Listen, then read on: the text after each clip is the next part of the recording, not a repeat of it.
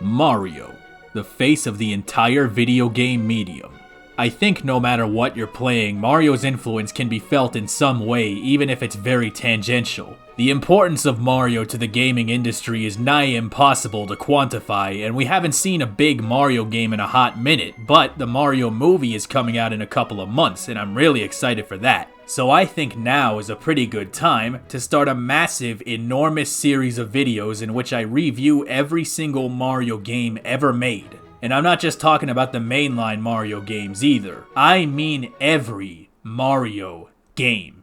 I'm talking Dr. Mario, I'm talking Kart Mario, I'm talking Monkey Mario, I'm talking Sonic Mario, and I'm talking Party Mario. I'm talking ports, re-release, every substantially different version of the same game, every spin-off, anything that can be considered an officially licensed Mario game, or Mario adjacent game. I am taking it upon myself to review it in order of release, while also providing some historical context and some trivia, which I'm hoping to God is actually correct, because it would be really embarrassing if I made a mistake on the internet of all places. The history of Mario really is the history of video games. He's been there since maybe not day one, but he's been there for a very long time, and he's been making moves regularly since that time, so this is a big field trip through Mario, Nintendo, and video game history. There is a ridiculous abundance of games that meet the criteria I'm using, so it is entirely possible I will miss some things, not by choice, but by accident. But I want this to be as comprehensive as possible, so if you notice that I missed something, I do want to be informed. Some of these games will be games that I've already reviewed in the past, so I will definitely be retreading some ground here.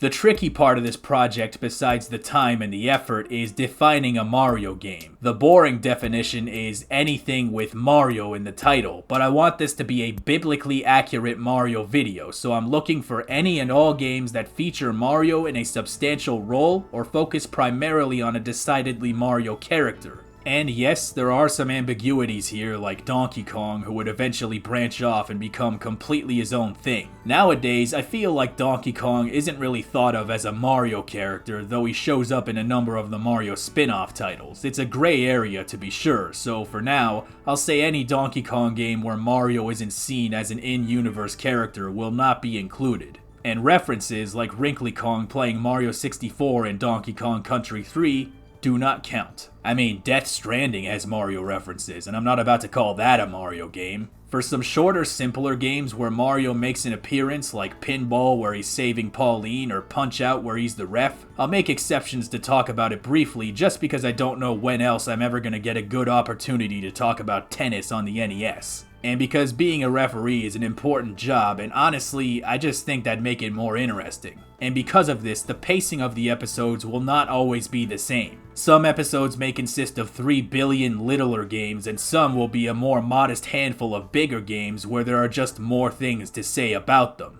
You can think of this as not just a review of every game where Mario played a role, but also as a biography of Mario's countless talents and experiences. And to circle back to the point about Mario-adjacent games, characters like Wario and Yoshi have games of their own, and although they sometimes don't feature Mario at all, I still consider them to be Mario characters, for they were born of Mario games, whereas Donkey Kong was born of Donkey Kong. So I will be discussing Yoshi and Wario games as well. To cut down on redundancy, which there's gonna be a lot of anyway, ports and re-releases of games that have absolutely zero differences to their previous iterations will also not be addressed as separate topics, so things like the Virtual Console re-release of Mario Kart 64 will not be discussed as distinct from the original release of Mario Kart 64. Different localizations will also not be deeply analyzed separately, but if there's a little detail that's different that I find to be noteworthy, like Peach getting wasted, I'll make a note of it. Other than that, I will be discussing different versions of the same games on the condition that I judge them to be different, interesting, or otherwise noteworthy enough, for better or worse.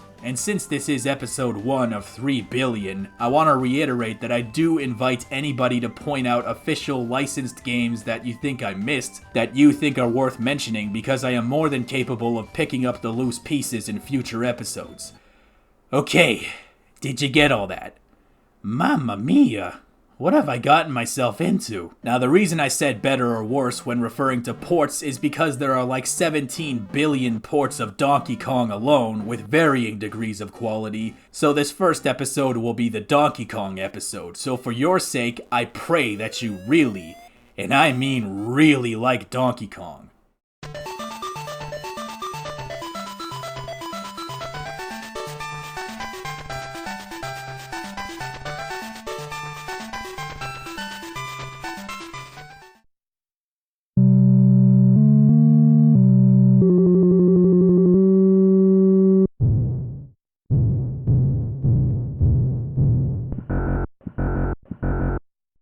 Mario's first appearance was in Donkey Kong, the arcade title from 1981. Back then, he was a carpenter named Jumpman, because apparently the game was written by Hideo Kojima. Well, what can you say? He's a man, and he jumps. It's like if you wrote a guy who likes to shoot guns and you called him Shoot Gunner or something. I have never owned or even seen a real arcade cabinet for this game, and to get one would cost a pretty penny and would take up a stupid amount of space, and your wife would probably kill you. So it wouldn't even really be worth it unless you're willing to get a divorce and you're an extremely passionate collector. And I may be a collector, but my capacity for passion died with the Nintendo Wi-Fi service on Wii. What I did have, however, was Donkey Kong 64, which actually contains a specially built emulator made for the express purpose of playing Donkey Kong. Before emulation, before RetroArch, before MAME, this is how I played the original Donkey Kong. The game itself was an immediate success and effectively legitimized Nintendo as a video game company, but how is the game itself? Well, it's got some funky music that's just a 3-second loop.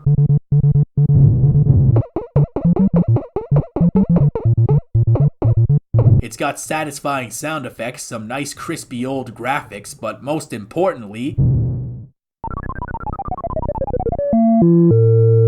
it is hard as hell. I'm talking one-hit kills, falling damage, stupid trampoline thing. This game is a bastard. You see, the wickedness of arcade games is that they're very easy to understand, except they're also brutal and punishing. The goal was to get you to toss in as many quarters as possible, dangling the high score in front of you like a carrot on a stick. When it came out, it was revolutionary enough to launch Nintendo to massive success, with its 4 completely different levels and cutscenes. It was one of the first games to actually have a chronological plot unfold before your eyes. I'm not sure you could say it was the first one to do this ever, but if it wasn't, it was still the exception and not the rule. And it truly was bleeding edge. You actually see Donkey Kong kidnapping Pauline and repeatedly carrying her up the structure until chasing him down and watching him plummet to the ground.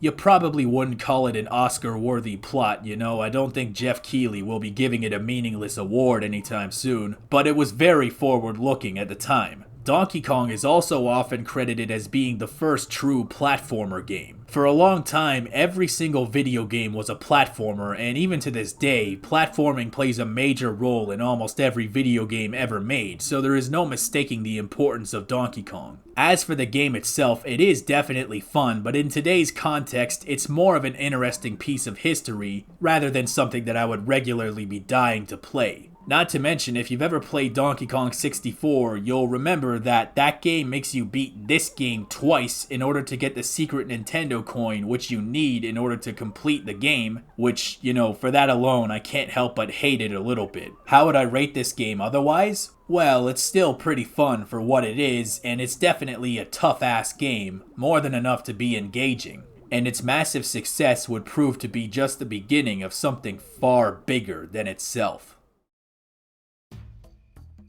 Donkey Kong would go on to be so successful that it got 3 billion different versions. There were a ton of Donkey Kong knockoffs and rip-offs, which is kinda funny considering that Donkey Kong was originally accused of being a rip-off of King Kong, even to the point that Universal Studios tried and failed to sue Nintendo over it. Thankfully, Nintendo had a lawyer named Kirby on their side, and they would go on to immortalize that lawyer by making an entire series called Kirby. Maybe I'll make a series on every Kirby game ever made.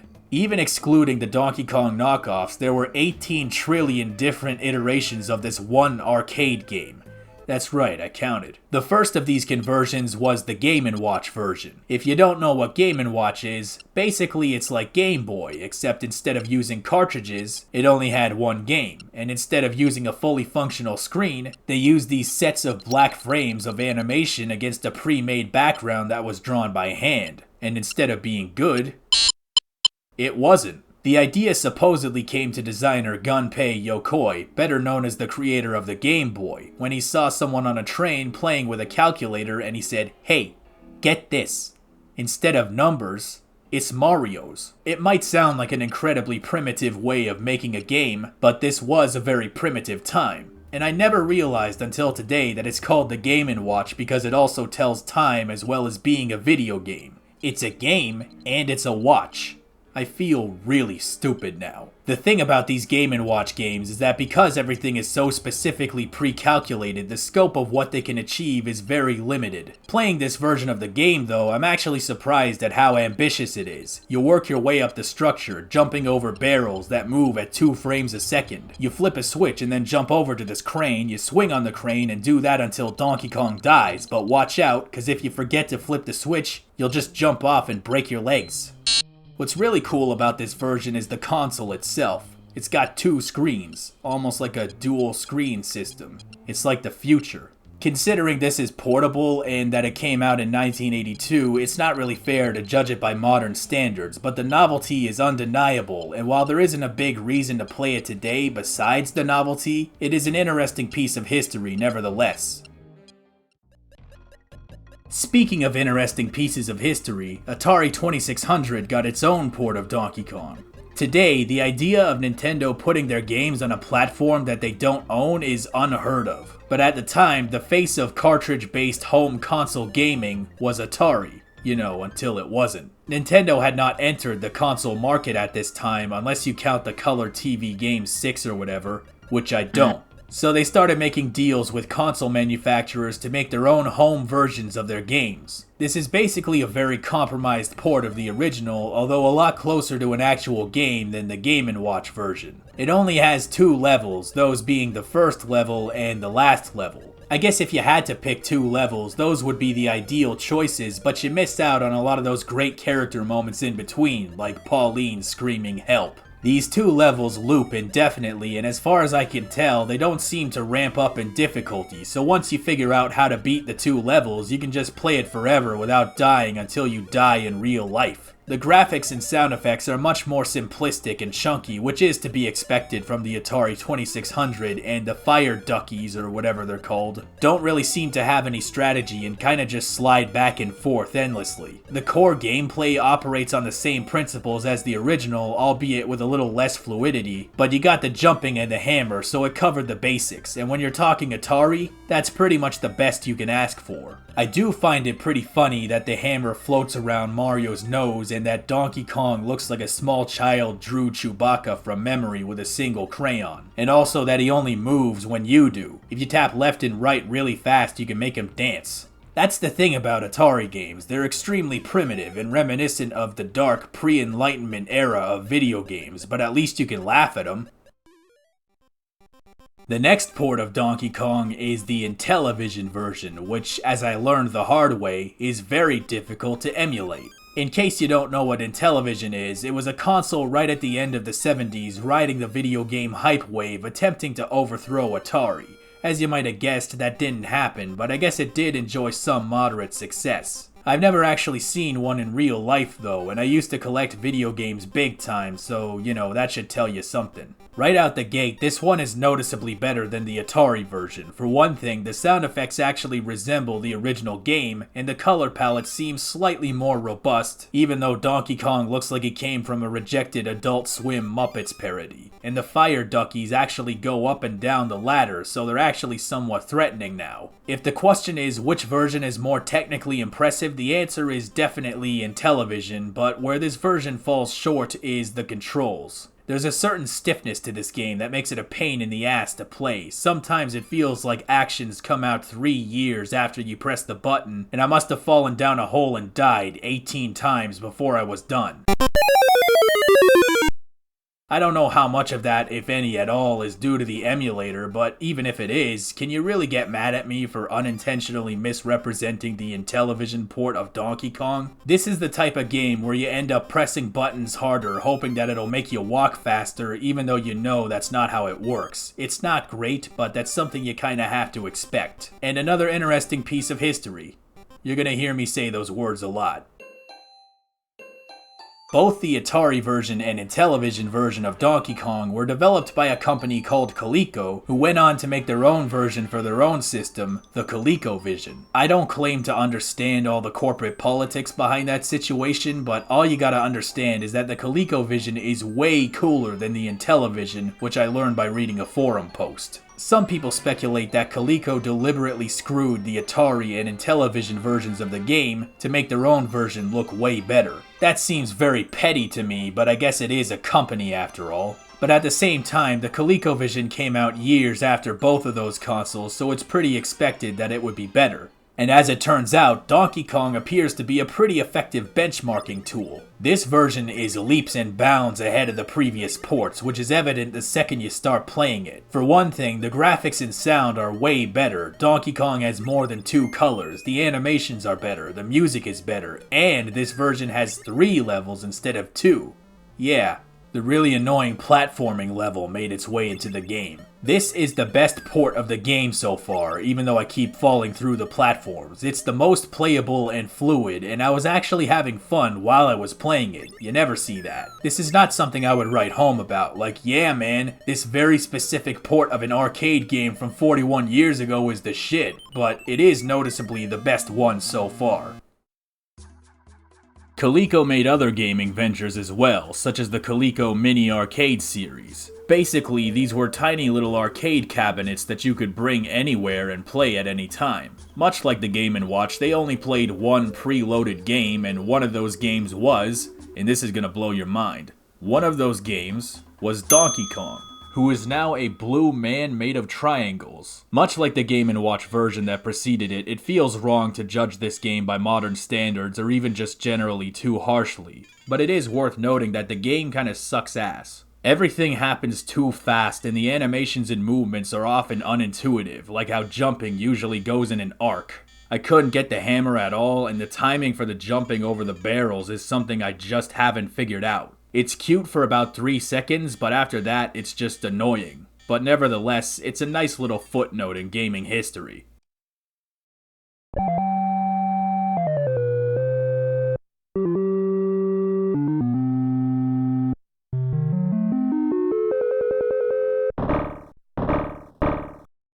And a year after the original Donkey Kong is released, it finally receives a sequel, Donkey Kong Jr. Instead of playing as Jumpman Mario Bro, instead you play as Donkey Kong's son as he tries to save Donkey Kong from the evil clutches of Mario, that son of a bitch. It's a platformer with 4 levels, much like the original, so how hard could that be? Don't you ever ask that question. The first thing you'll notice about this game is that it is way harder than the original, which makes sense, you're playing as a baby. When you get to the 3rd level, which the game refers to as Mario's Hideout, you will be jumping over electrical charges going in both directions, some over top of your head, punishing you for jumping at the wrong time, others moving around in these zigzag patterns unpredictably. By the time you reach the top of this structure, you will be making inhuman sounds, and it'll be like you became Donkey Kong himself. Platforming and jumps are far more precarious than Donkey Kong, and it is absurd. Junior was a big evolution of the original Donkey Kong. There is a lot more interactivity and nuances. You can climb up vines, but you can also double-hand it and climb them up faster, but it's more risky because it makes you twice as likely to get hurt by something, and it's also slower going down. It's also way more terrifying because you don't get to attack anything. The levels are far more treacherous. But what's really funny about this version is the cutscenes. There are a lot more of them than the original, and they are far more elaborate. This was one of the things that made the original game revolutionary, except this time, there's a cutscene where Mario escapes in a helicopter, and DK Jr. follows him by flying with an umbrella. Yeah, that would work. There's a very comical element to this game that's somehow far more potent than the original. The environments are often more natural than industrial like the first game, with grassy jungles set against a night sky. That is until you reach Mario's hideout. Just like the first game, it really tells a story. There's a very genuine element of drama and heroism in this game. Junior risks life and limb, making huge leaps between vines, all to help his father. No child should be busting their ass to stop their parents from being indefinitely imprisoned and abused by Mario. But Junior takes it upon himself anyway, for he knows that there's no alternative. If you somehow reach the end of this game without dying in real life, you will be rewarded with the greatest video game cutscene ever produced, where Donkey Kong falls down and Junior carries his enormous body over his head off screen. This game is definitely funnier and more ambitious than the first game, but it's also more difficult, and this third level is such an evil bastard that it almost makes me glad they stopped making Donkey Kong games after Tropical Freeze. DK Jr. would also receive numerous ports and versions, much like his dear old dad. The first of these, of course, is the Game & Watch version. I actually played this version as a kid because it was part of Game & Watch Gallery 3. But I'm gonna talk about that game another day. The Game & Watch Gallery versions use sprites and 2D backgrounds to mimic the animations and hand-drawn backgrounds of the originals. It's not the exact same effect visually, but from what I understand, the gameplay is fundamentally identical. In this game, you run across the floor, climb up to the second floor, and jump at a swinging key to unlock Donkey Kong from his cage. It took me forever to figure out that you have to press left and the jump button at the same time to jump at the key. You have to do it at the precise moment when it's in the right frame, while also making sure you don't get hit by a gator. Very quickly, the game ramps up to the point of being impossible. It is Game & Watch, so there's nothing really to write home about here, but I guess if you were really starved for any kind of stimulus, you'll enjoy this. DK Jr. also got another Game & Watch game, which is surprisingly different from the first one, but it's still called Donkey Kong Jr. I did not see this game listed separately on Wikipedia's list of games featuring Mario, but Mario is definitely there, so I don't know what's going on. I thought maybe it was unofficial or something, but that can't be the case because it shows up in the Game & Watch Gallery collection right next to the other DK Jr., so, you got to Mario confuse. They also released a tabletop variation of the same game the following year, which is kinda cool, but otherwise, it's a Game & Watch game, so, confusion and indifference is the highest compliment I can give to it. And just like his father, Donkey Kong Jr. also got a chance to shine on the Atari 2600, and as it turns out, he actually had a much better time with it. Right off the bat, it's very cool to see gameplay this complex in an Atari game with the two-handed vines technique completely intact. It still has some of the same quirks of Donkey Kong left over, like how he can only move when you move, but the game does something crazy by having 3 entire levels instead of 2. This is like the Atari equivalent of Red Dead Redemption 2. Much like its Donkey Kong port, the ColecoVision port of Donkey Kong Jr. is also surprisingly serviceable. It's got the music, the graphics are competent, and the game plays better than the Atari version. Again, it only has the 3 levels, which is a step up for Atari, but about the same for the ColecoVision. Graphically, it certainly does look like the original game, but just on a low graphics setting, if you can even comprehend that. But the animations are expressive enough and the characters actually look like who they're supposed to be. And it's entirely playable as well. You really do feel like an infant monkey in this game. But I'm gonna leave it up to you to decide if that's a good thing or not.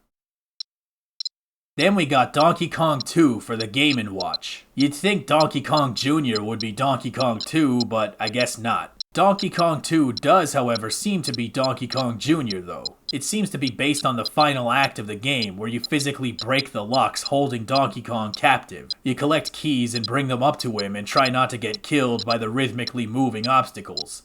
Well, it's Game & Watch. Not much else to say. Up next, we got Donkey Kong for the Atari 8-bit family. Yeah, they're still porting the original game. Now what's the Atari 8-bit family? Well, really hard to emulate for one thing. It's a lineage of home computers made by Atari in 1979, except these computers had graphics coprocessors allowing them to play video games. Their capabilities exceeded the 2600 by a substantial margin, but it didn't sell nearly as many units. Only 4 million against almost 30. That probably had a lot to do with the price and that it was a computer and only a total nerd would own a computer. The 800 model cost $1,000, which is about $3,700 today, so it's pretty much a legit gaming PC. Or at least what passed for a gaming PC back then. And what did you have to show for it? Well, it had a really nice port of Donkey Kong. You got 3 levels, you got responsive controls, and the audio-visual component has been recreated faithfully within the hardware constraints. This version might actually be better than the ColecoVision version. For one thing, you actually have the ending cutscene where Donkey Kong falls to his death. You'd think by now that I'm getting sick of Donkey Kong, and you're not completely wrong, but at least it mostly gets better with each iteration, and that's very interesting to see.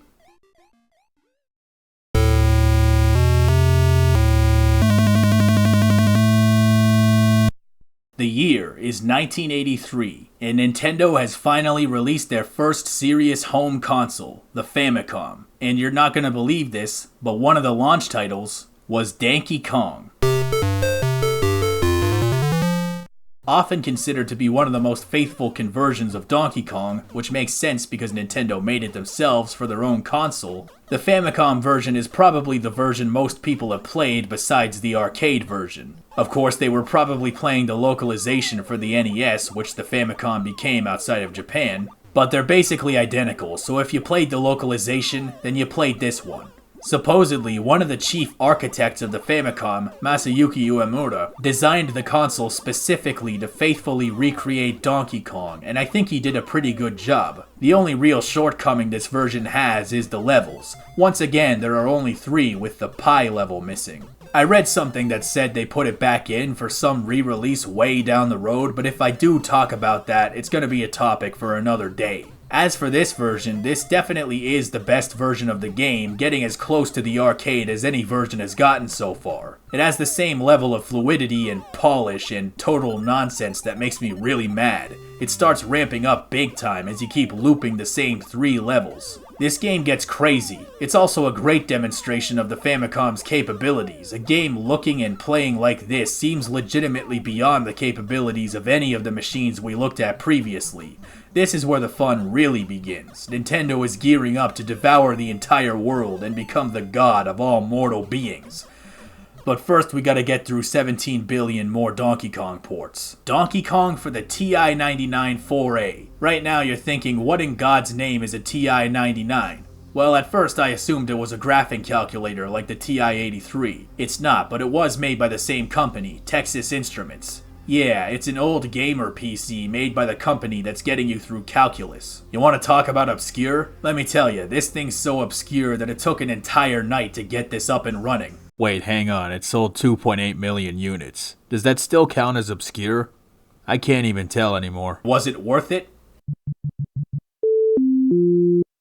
Absolutely not, but it's still pretty interesting. In terms of polish and presentation, it's not quite on par with the Famicom version. The hit detection on the hammer is really wonky, and the controls are frustrating because I couldn't get a controller to work with it and I had to use the numpad, but other than that, this is actually a pretty competent version of the game. The sound effects are nice and don't just sound like a cacophony of shrill Atari shrieks, and best of all, this is the only conversion of the game so far that actually has all 4 levels. Well, at least from what I understand. Unfortunately, my gamer skills did start to run out of steam by the time I got this game up and running, and I could not make it to the Pi level. For some reason, the levels are not in the order you would expect. So you see the last level second, then gets sent back to the first one, and then to the trampoline level.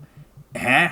This started happening in some of the other versions as well, and I don't rightly get why, but in spite of some of the little quirks, this version is pretty fascinating, if for no other reason than just that it exposes you to the seedy underbelly of PC enthusiasts of the 80s. It's a world before Windows, before user interfaces, before decency and order.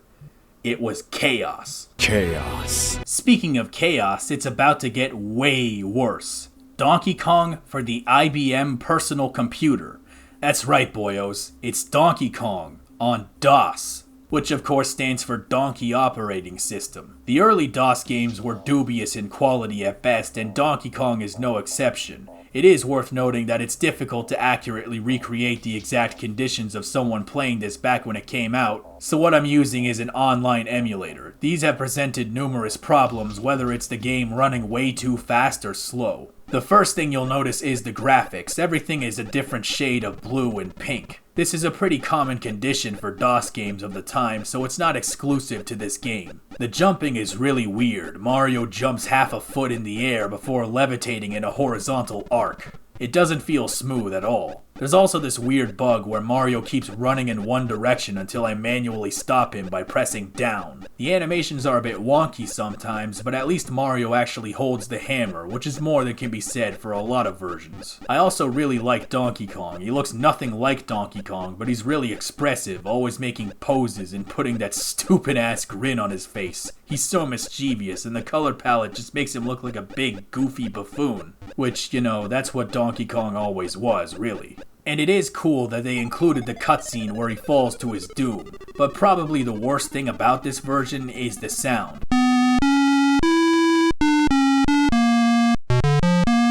There are probably more ideal ways to play this, but for all I know, this is the ideal way to play this, and it's just supposed to look and sound like this. But that's Donkey Kong on DOS. And now you know. Donkey Kong for the VIC-20. The only reason I know about this console's existence is because it was featured in an AVGN episode 300 years ago, and I think he put it best when he said, "And what the f*** is a VIC-20? Well, it's an 8-bit personal computer made by Commodore before they'd hit it big with their Commodore 64 model. Vic's Donkey Kong port is actually pretty solid. It might not look great, but there's a surprising fluidity to the controls that isn't there in many of the previous versions. The sound effects are not arcade quality, but the soundtrack feels complete, what with the walking noises and sound effects. It doesn't feel barren and soulless. Although Donkey Kong's sprite looks really goofy. One of my favorite details is how when Donkey Kong falls down, the structure collapses floor by floor, which is really neat. Walking and jumping and hitting things with the hammer feels far more reliable than a lot of what we've seen before, and best of all, this version actually contains all 4 stages, which is more than can be said for even the NES version. Overall, this one's pretty alright. The areas where it falls short are carried by the controls, which easily puts it in the top half at least. Now, when I mentioned Commodore 64 2 seconds ago, that is what we in the business call foreshadowing. I feel like every nerdy gamer type that grew up in the early 80s that I have ever met in my life either had or at least wished they had a Commodore. Aside from playing games, I am to understand that it was one of the things that got a lot of people into coding and programming. One thing that sucks about Commodore right off the bat is the loading times. It can take over a minute to load up a game. It makes The Witcher 3 look like it was made by Naughty Dog. But when it eventually finished, I was pleasantly surprised. This is even better than the VIC-20 version. The graphics are far more authentic to the source material. Donkey Kong bears a striking resemblance to Donkey Kong. You got all 4 levels, the music is there, and on top of that, this is the only non-arcade version that I know of so far that actually plays the opening cutscene of Donkey Kong slamming the construction beams to tilt them before the game starts. You also gotta love how Mario is now one-handing the hammer like a lunatic. I know I've said the words fascinating piece of history a few times already, but this is one of the few fascinating pieces of history that's actually serviceable. This would have been a very legitimate way to play the game if you could put up with the load times. Up next, we got Donkey Kong Jr. for the Atari 8-bit family. I'm just gonna tell you straight up, I do not like this one. Graphically, there were versions that looked way worse than this, as you probably figured out, but the Famicom was out by now. You know, this ain't gonna cut it for much longer. The thing that really pissed me off was the movement. It is so chunky and sensitive that it is way too easy to make a mistake. Junior will fall through a trampoline despite half his body being on top of it, but also died to an egg that went through his face no problem, but killed him with splash damage. Come on, you can't have it both ways, you stupid video game. This was already a game I wasn't particularly good at, but to add these issues on top of it, I just don't have the patience for it. It's legitimately not fun to me. I've looked it up and determined that it does in fact have all 4 levels, but I never got to see Mario's hideout. I don't know if it was some option I clicked in the menu, but sometimes beating the first level takes you to the trampoline level, and sometimes it takes you to the final stage with the keys and locks. A few ports do something like that, so at this point I have to assume that it's the game functioning as intended, but I just don't understand why it's intended to function that way. If there's one good thing about this version, it's the end cutscene where Mario falls down and Donkey Kong kicks him out of the air. It's such a disrespectful attack that you just have to start laughing. Just get him out of here! Thankfully, Nintendo came back to save the day again with the Famicom port of Donkey Kong Jr. This is easily the best port of the game, clearing every other one so far by a country mile. I guess it just goes to show you that sometimes you really do have to do everything yourself. From an audio-visual standpoint, this is nigh uncompromising, almost near perfect in resemblance to the arcade version, and unlike the Donkey Kong port, it actually does have all 4 levels. This is a very complete and functional version of the game. It controls way better than most of the other versions I've played so far, and it feels tough but fair, until it starts looping and getting wild. Much like Donkey Kong on Famicom and NES, I imagine this is the way a lot of people played it if they didn't get to play it at the arcade. And if you had to choose any console version, it's gotta be this one. And finally, we got the first Mario game that actually has the word Mario in the title. I bet you forgot by now that this was a series on Mario games. That's right, y'all, we're talking Mario Bros. For the Game & Watch. Wikipedia listed this game as coming out before the Mario Bros. Arcade game. I assumed it was a mistake, but after doing a little bit more reading, it turns out that, yeah, this game actually came out a couple of weeks before the arcade version. And much like Donkey Kong Jr., this was also included in Mario Game & Watch Gallery 3. In this game, you play as Mario and Luigi working at a bottling factory, passing cases of bottles up this vertically oriented assembly line of conveyor belts, and as they pass through the mechanism, they get another bottle before being boxed up and shipped off to the grocery stores. Of all the Game & Watch games I've played, this one might be my favorite. There's a very real rhythm to this game that isn't there in the others. You start getting into a flow state that you could get lost in for hours as the game just spits boxes at you and just never stops. As a kid, I'm pretty sure I got to like 1200 cases before dying. There's even cutscenes like when you fill up the truck and Mario and Luigi sit down and take a deep breath before the managers show up to yell at them to get back to work. This game is like life, it's just a non-stop grind and you can be on your game for a good while and then get fired for making a small handful of mistakes.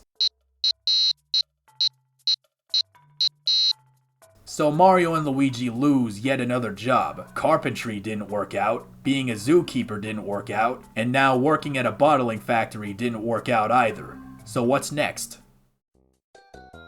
What you gotta love about the Mario Bros is that they never give up, no matter what. Mario in the Super Mario Bros. Super Show put it best when he said, "Plumbers never give up, Luigi."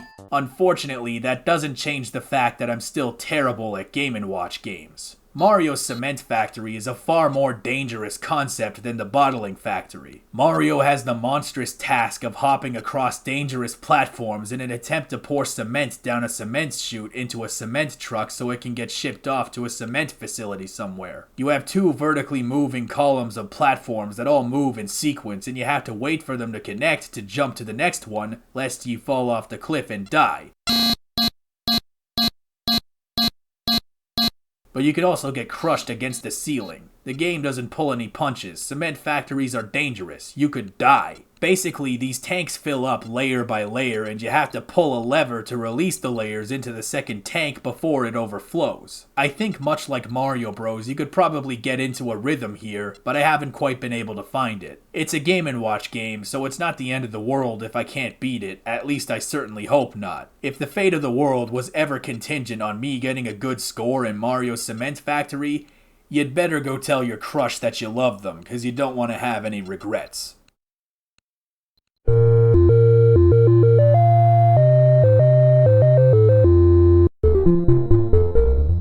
Mario Bros. The real one. When you think of Mario and Luigi, you think of plumbers, because that's what they are, plumbers. And from what I can tell, this is the first game in the series where they finally found their place in the world, and that makes it an exceedingly important title. It's also, from what I can tell, the first time coins have been introduced as a major item. Mario is still hoarding coins today, so to say that this is an important detail is a massive understatement. More importantly, it introduced the POW block, which is also still in use. It's quite amazing just how much of Mario's identity can be traced back to this game. Still, I have to wonder at what point does this stop being a plumbing emergency and becomes a military issue. Even though I've never been to a skilled trade school, I don't imagine they tell you about this kind of thing, though come to think of it, a number of years ago I had a plumbing emergency where a major pipe was blocked off and the basement was flooded with rancid sewage. It was a nightmare. You know, compared to that, maybe Koopas aren't so bad. Sorry, Shell Creeper. Totally different. Unlike Donkey Kong, Mario Bros. Doesn't focus on watching a story unfold before your eyes across multiple levels. Instead, you have one level, except that level gets progressively more and more broken. The goal of the game is stomping Koopas. You knock over these enemies by bonking your head on the platform below, and then you run into them and kick them into the Beyond realm. It's simplistic and repetitive, but also very addicting and satisfying, and this is the essence of the arcade. I will say that I'm definitely better at this game than I am at Donkey Kong, which is not a brag at all. The game demands a level of patience to wait for enemies to get into an optimal position to take advantage of. Except you can't do that because fireballs start spawning out of nowhere and bouncing all over the screen. You got the red fireballs that bounce around diagonally and the green fireballs that just go in a line, which I am just now realizing is referenced in Mario and Luigi's movesets in Smash. Pretty soon the game introduces crabs, which you need to bounce twice, and these stupid butterflies that keep hopping up and down to evade your attacks. And just when you think it can't get any worse, the game introduces these ice boys that slide around and start turning the entire platforms into slippery ice. You will never be able to stay in one spot for more than 4 seconds, which is why they added the POW block, which shakes the entire stage and flips everyone over. You can only use it a couple of times before it has to recharge 3 levels later. It is punishing, but with a more aggressive gameplay loop involving killing enemies and stomping Koopas. It makes you feel more powerful than Donkey Kong does. I actually really like this game. I could play it for hours. It definitely feels more consistent and telegraphed than Donkey Kong, and the skill ceiling seems higher. And best of all, it's 2-player, so you can stomp Koopas with a player 2. Otherwise, I gotta say, it feels really good to play something that isn't Donkey Kong. I was beginning to lose my mind. I closed my eyes and I just saw barrels and ladders. I couldn't sleep for weeks. In 1983, the Famicom had yet to be brought overseas, which I imagine is why Nintendo continued to allow ports of their games to other home consoles that were already well established outside of Japan. Mario Bros. For Atari 2600 is one such game, and I imagine Atari games still got made at this point since it represented a very substantial install base. But of course, this is around the time of the video game crash, so it might not make a difference for much longer. By this time, Atari graphics and sound were definitely outdated. There have been so many consoles since the Atari, and most of them were better. Surprisingly though, this game actually works okay. The controls can be a little stiff, but other than that, if you played the actual version, you'll be able to play this one. Surprisingly, the graphics do represent what they're supposed to be, except these rotating nuclear squares. At first I avoided them because I thought they were enemies. Turns out, those are coins. Yeah. Well, I guess if you had an Atari, it might have been nice, but it leaves a lot to be desired. Without actually living in that era, I can't know exactly what I would have been thinking back then, but I imagine it'd be something to that effect.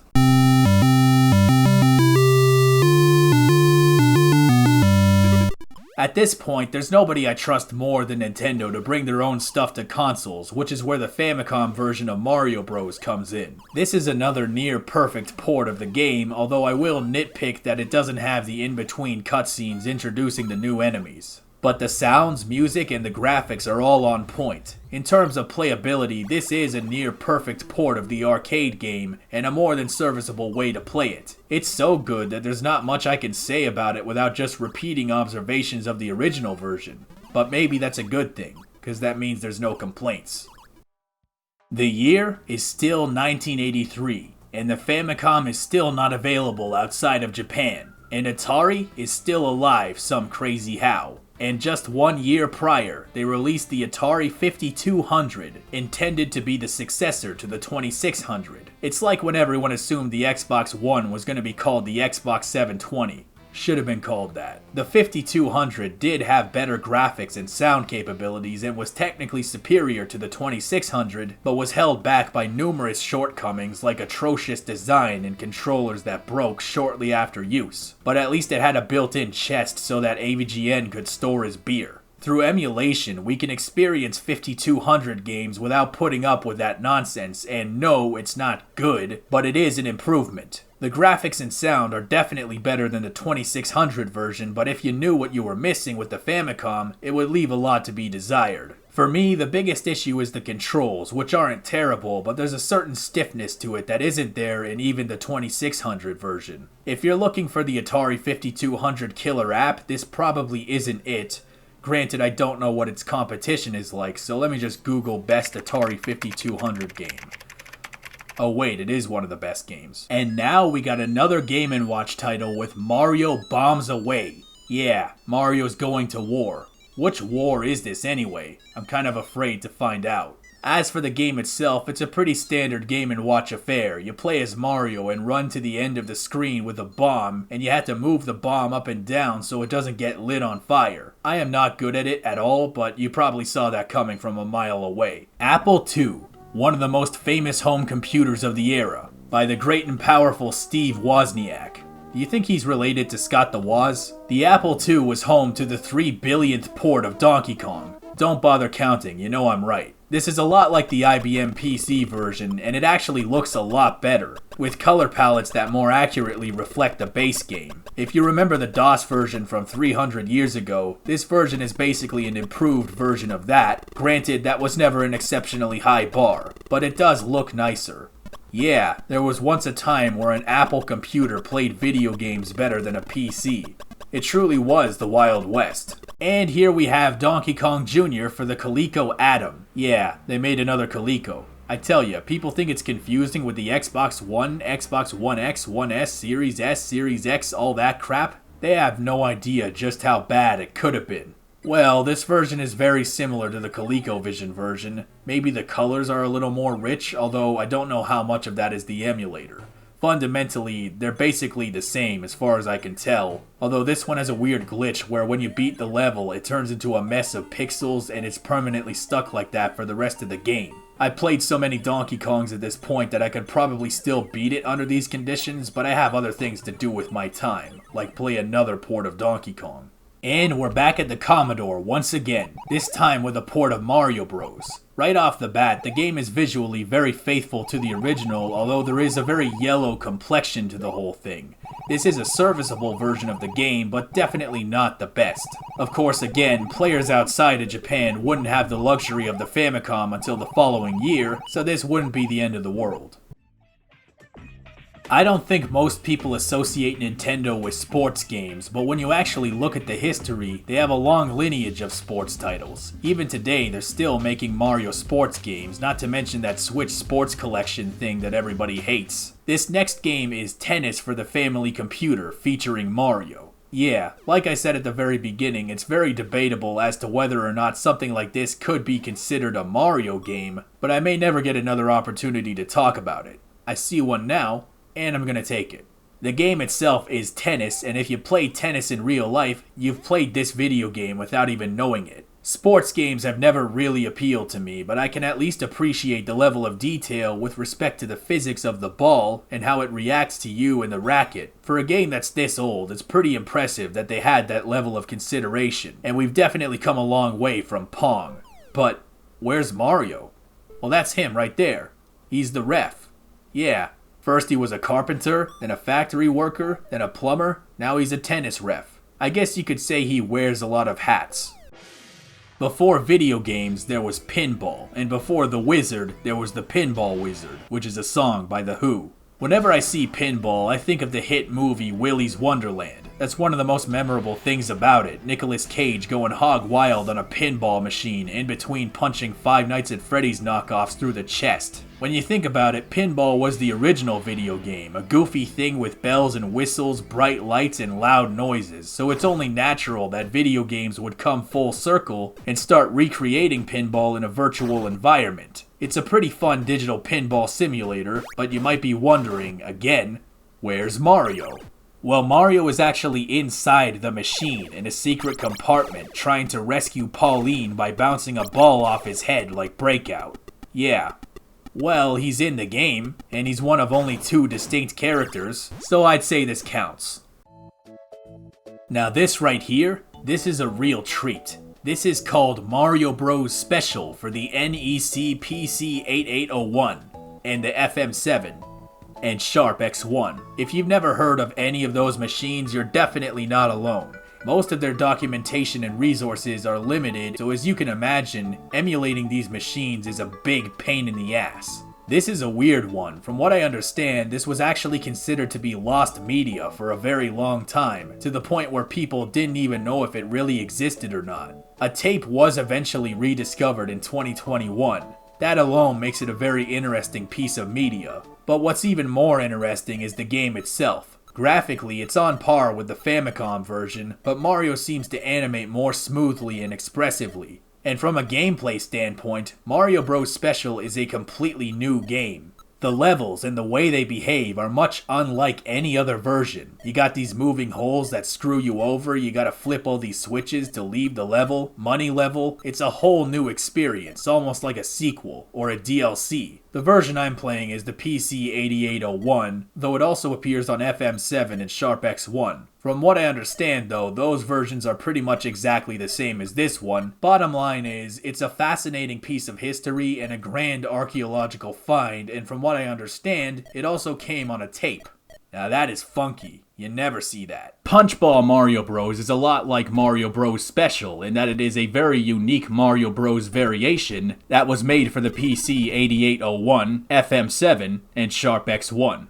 It's worth noting that the sound quality is supposed to be a lot better than what you're hearing right now, but this is the best I could get it to work after a day of trial and error. These are ancient and relatively obscure machines with limited emulation and documentation, and I am a literal ape, so I'm lucky I got it to work in any capacity. That being said, the game does appear to be fully playable in this state. So what makes this one unique? Well, it's Mario Bros, but with a twist. Instead of flipping enemies over by hitting the ground, you throw a dodgeball at them and then they flip over.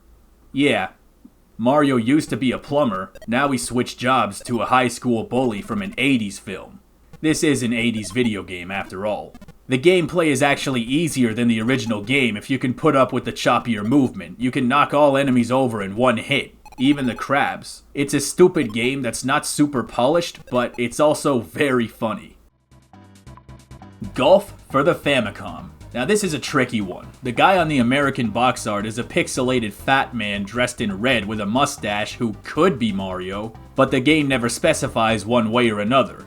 Wikipedia lists this game as a game featuring Mario, citing the Mario Mania Nintendo Player's Guide, which is a book from 1991 that I don't happen to own, so I can't confirm it for myself. Whether it is or isn't him, this is another game that I've never gotten a chance to play before, so let's see what it's about.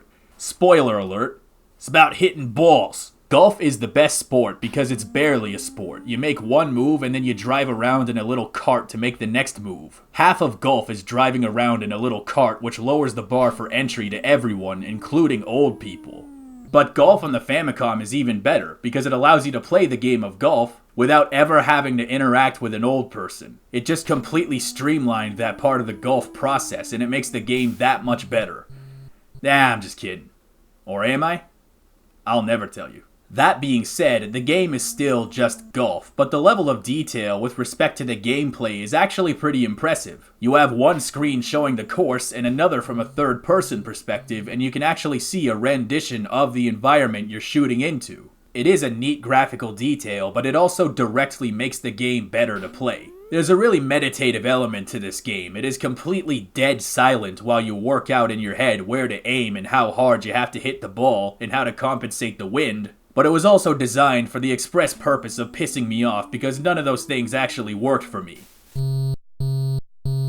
Take a look at that score. That's good, right? Up next, it's Family Basic for the family computer.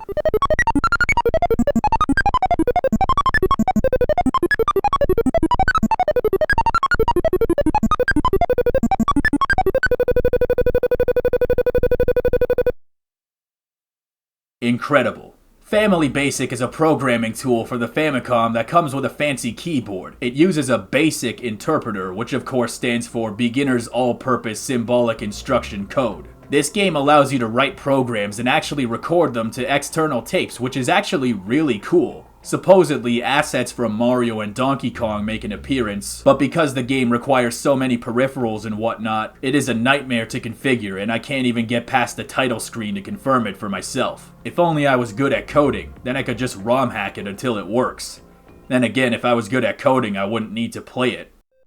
And here we have VS Tennis, which is as much a Mario game as Famicom Tennis because Mario is still the referee. In 1984, Nintendo made something called the VS system, which is an arcade cabinet with the hardware of a souped-up Famicom. Most of the games for the VS system were conversions of existing Famicom titles, but modified to be more conducive to an arcade environment. So naturally, VS Tennis is mostly the same as the home console version. If you put them next to each other, there are differences in color vibrance and these little rackets at the side and this piece of text up here, but other than that, they play and feel almost identically. It's a tiny bit disappointing, but it's probably not reasonable to get sad that an arcade tennis game from 1984 doesn't have super good graphics.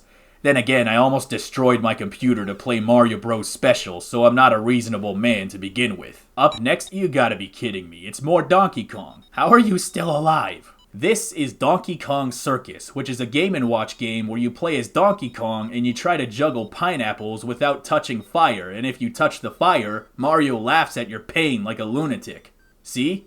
It's proof. Mario is evil. This Game & Watch game from 1984 that nobody remembers confirms it. As for the game itself, it is a Game & Watch game, and I'm sure if you played it for long enough, you could get into a rhythmic flow state, but I mean, I don't think I can, so that's all I got. And here we have VS Pinball. I gotta say, having a digital pinball game in an arcade seems a little bit redundant, considering that's usually where you'd go to play an actual pinball machine, but it's actually a damn good piece of work. Unlike VS Tennis, this game is noticeably much better than the NES version right out of the gate. Graphically, the difference is noticeable side by side, but where it really goes over the edge is the sound. It just keeps on beeping and blipping. It really does feel like an actual pinball machine.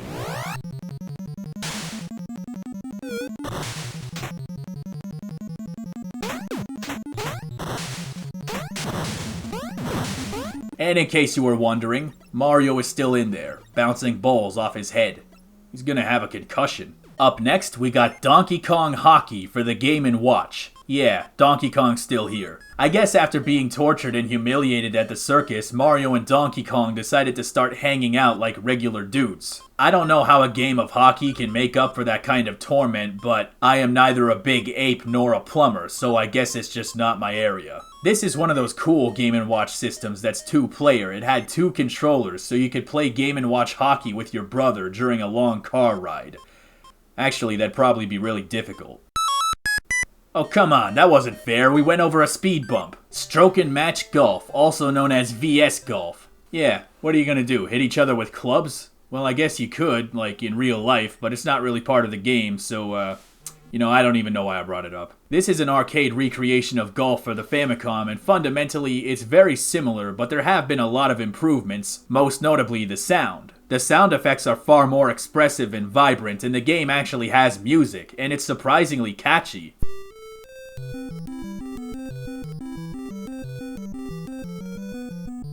Fundamentally, this is the same game as before, but the addition of music easily makes it the better version. The year is 1985. The NES receives Tennis, which is exactly the same as the Famicom version, so I don't care. Nintendo is still licensing games out to other platforms, I guess as a backup plan in case the NES failed. And one of these systems was our old friend, the PC-8801, and the Sharp X1. and the MZ-1500. Okay, so 3 friends. After 2 grueling hours of trial and error, I finally got this game loaded and running. And I can't serve the ball. I can move left and right, and my doubles partner can do everything, but after pressing the usual Z and X keys and then sequentially trying every single other key on the keyboard, not a single one of them served the ball. I gotta say, that was pretty defeating, although I can't say I was way too excited about playing another version of tennis. Family Basic version 3.0. I already like this version better than the original because I was actually able to get my keyboard to work. If you bought this on the Famicom originally, it would have come with extensive documentation telling you how to write programs. Today, a lot of that stuff has been translated and can be found online. It's really cool that there are people out there that actually put in the work of translating a manual for a Famicom-based coding interface. I was able to write a basic for loop that writes "what's up bitches" 5 times, which is more coding than I've done in over a year. It does come with some games, but I can't play them because the instructions are all in Japanese, but one of them does have Mario in it, so yeah, Mario got another job hanging out inside of a computer.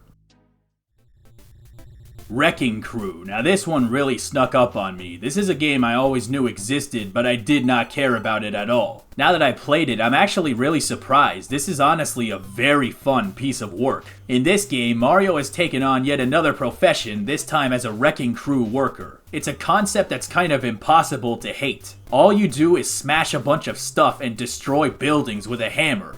Gamers just love to break things, so this is quite simply the natural extension of our gamer instincts. What's cool about Wrecking Crew is that it isn't just an action game, it's also a puzzle game. The thing is, Mario can't jump, he can only walk, climb up ladders, and smash. The goal is to destroy every structure, but you have to be very careful about how you approach it because you also need to use some of the structures to traverse the stage. You need to destroy these ladders, but only after you've used them to climb up to the breakable objects on the top floor. You can't kill enemies, but you can temporarily incapacitate them by detonating bombs or knocking down ladders while they're climbing on them. But you also have to thoughtfully space them out so they don't flank you and kill you. It gets surprisingly tricky as it stacks one more twist on top of another. And if that's not enough, Foreman Spike shows up to screw you over, and if that name sounds familiar, yeah, this guy is apparently gonna show up in the Mario movie. Can't wait to see that. As is the natural order of things, after Wrecking Crew was made, so too was VS Wrecking Crew for the arcade. This is exactly what it sounds like. It's Wrecking Crew for arcade systems. The level design is a bit different though. It seems to be more focused on the action than the puzzles. I didn't get extremely far into it, but it has that same level of addicting fluidity to it that the NES game does. This one has the 2-player feature as well, and it's funny because you can sabotage each other. I was playing with a CPU and it did add an extra element of chaos, but there's a lot of potential for cooperation as well. You have to work with each other to beat the level and progress, but also against each other to beat each other's score. So Wrecking Crew is pretty much just Left 4 Dead.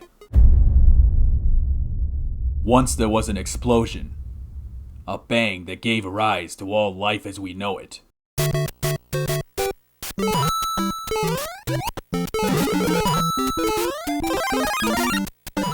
And now, at the end of all things, after 300 years, it's finally time to talk about Super Mario Bros. Everybody knows this one. This is one of the single most iconic video games ever made. If you ask anybody who's seriously been playing video games for a long time, there's a very real chance that World 1-1 is permanently etched into their memories. You're lucky you're not named Mario or Luigi. Mario! This game was huge when it came out, and I'm not talking about popularity, I mean literally. It was a big-ass video game. You gotta remember, Donkey Kong with only 4 levels was considered revolutionary just 4 years earlier. So here comes Super Mario Bros. With 32 levels. Do the math. That is 8 Donkey Kong.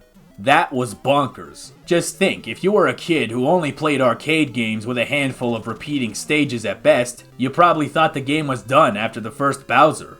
Nope. Not even close. So much of Mario's identity is owed to this game. The bricks, the mushrooms, Toads, Bowser, Fire Flower, coin boxes, KOOPAS. The music would be referenced constantly and still is to this day. Whether it's the overworld theme,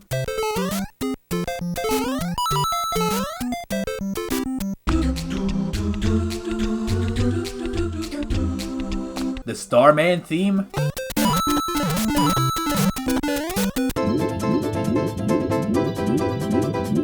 Or the underground theme?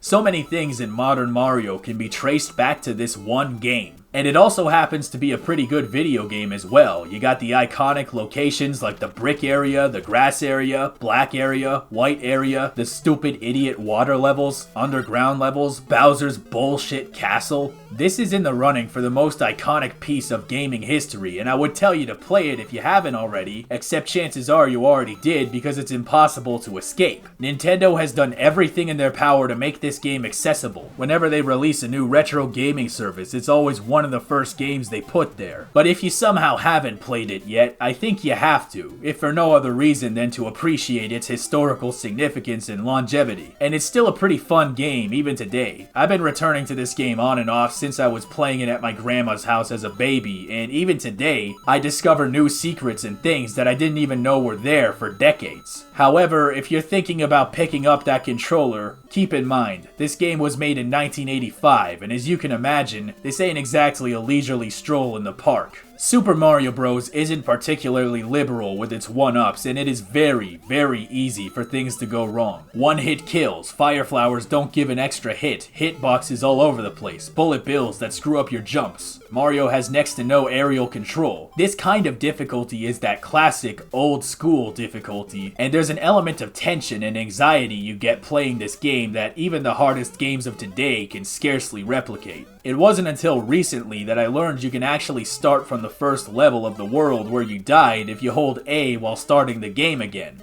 I cannot believe I went 24 years without ever knowing about that. This whole time I thought you had to restart the entire game on a game over. Of course, you do still have to replay all the levels within that world, so it can still be a hell ride. It's especially bad when you get to these Bowser castles, which you can only beat if you take a very specific pathway. They require so much trial and error to figure out the right way that you can actually run out the time limit. The thing about this kind of challenge is that the only way you can overcome it is by throwing yourself at it multiple times in a row, so you understand the attack patterns and how to maneuver around everything. Taking away substantial amounts of progress on account of the inevitable mistakes is one of the things that makes this era of video games so frustrating, because now you have to work your way all the way back to the part that's actually giving you issues, by which point you're out of practice and energy and you're just like a defeated, broken Smeagol by that point. That's the thing about NES games. Much like the arcade games that preceded it, these are games designed to make you go, well, this is just jumping on things. What's so hard about that? Turns out, everything. The sick truth is that Super Mario Bros. Is probably one of the easier games on the system, and you can do very well for yourself if you know about all the secrets. I remember I would play this game at my grandma's house and I'd find a warp zone or a secret 1-up and my cousin would be like, "Huh? How'd you find that?" There's all kinds of weird stuff like the Minus World, which was even referenced in Super Paper Mario, not to mention the infinite 1-ups trick. This is a game that can be punishing and would probably be considered unfair by many today, but at the end of the day, it is a fun game and it's impossible to overstate its historical and cultural significance. This game is as legendary and as colloquial as Shakespeare, and if anyone ever tells you that they've never heard of it, they're probably lying to you. From 1981 to 1985, Mario went from being a nobody to being a household name in the arcade, to taking the home console world by storm. He had 18 different jobs, spanning 3,000 different game consoles, and already made 2 very powerful enemies. He was a hero, but also dabbled in villainy. It took him only half a decade to experience more danger and thrills than most people experience in their entire lifetime. He became famous, powerful, legendary, and for a man of such humble origins, it is remarkable to think that for him, this skyrocket to superstardom was only the beginning.